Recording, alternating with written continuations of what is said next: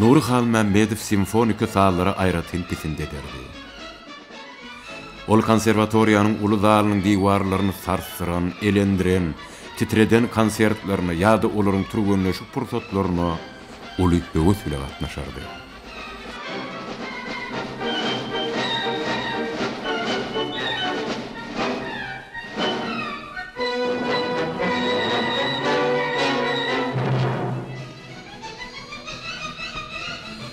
Nuri munça dürli saz gurallarynyň biri bilen şeýli gatyşyp, şeýli düşünüşüp äleme, ägirt düşünceler ýaýradýanlygyny aňk bolýardy.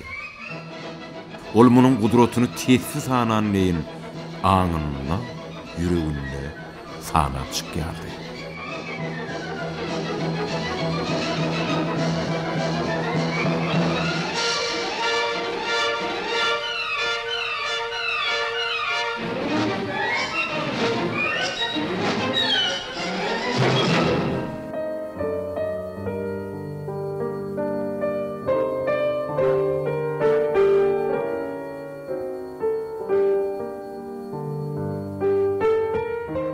Nurin bir gowy tadı. Aman men şu bir dady başlap, şonu gutorman, moğlumy görkezip isim gelenak derdi. Özüm gutorup, onun näme diýenini dinlejek derdi. Bir entegi var, okuwçylardan başlamaka moğlum bilen maslahat ederdi. Nuri'de beýle zat ýok. Nuri şu hemmesini özü bir bollum etmeýänçe moğluma da görkezmedi. Ana şeýli prinsipde, şeýli täsirli özüm bir ondan soň öz başdak işlemäge ol köp peýdasy boldy. Şu häsiýetli.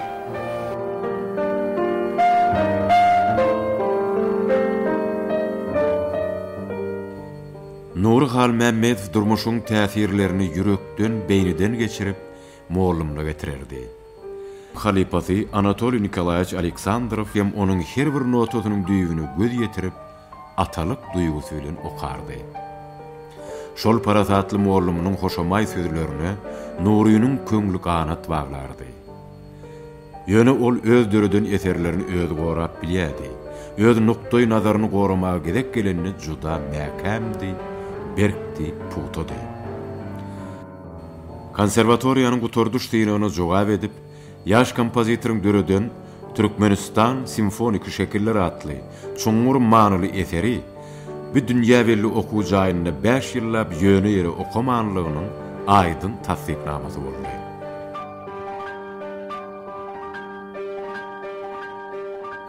Türkmenistan simfonik şekiller.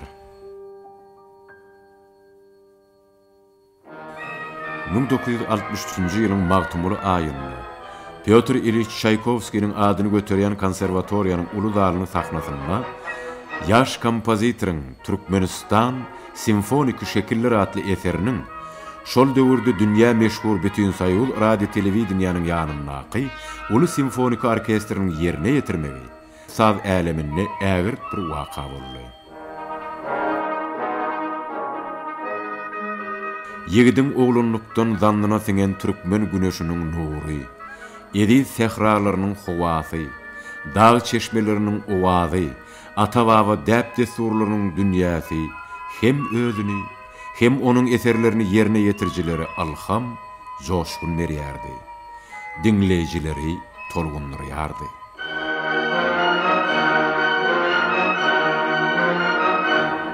Dünýäň bar derýasy seniň adyňda, iňrigi, şapagy, ýagyşy gary, meniň ihlas eden zatlarymyň bary seniň adyňda, seniň adyňda. Ýüzüni öpenim, tohum sepenim, bu dünýede ýitirenim tapanym, topragym, gam gussam seniň adyňda. Sen bolmasaň oňat bordy dogmanym, sen bolonsoň bugün dünýä sygmanym, tylla gyrnysy edip ýygnanym, namysym, mertebem seniň adyňda. Seniň päk adyňda görki bu dünýäň, Alayım sarsmasın erki bu dünýäniň mukaddes ähli zadyny jemläninden soň sen ajaýyp adyňy bir ullakan wusal uly anamdek dowa kimin gaýtalaýan hergedek.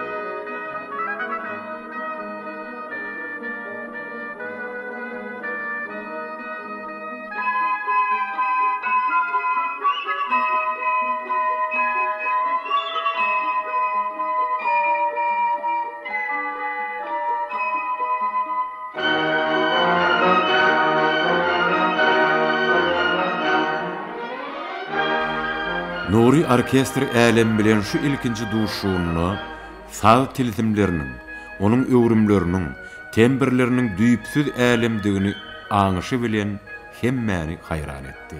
Onuň orkestr üçin döreden şol eseri, ilinkä meňdeşdäli, ol Nuriýynyň iň beýik ýürek tolgunmasydyr. Bu eseri çalan orkestra Hytaýyň ilkinji denan dirijori, Moskwa konserwatoriýasynyň uçurumy Çirensyawyň dirijorluk edipdi. Ol bu eseriň inçeden täsin öwrümligini iňňän dogry, çuňur düşünipdi.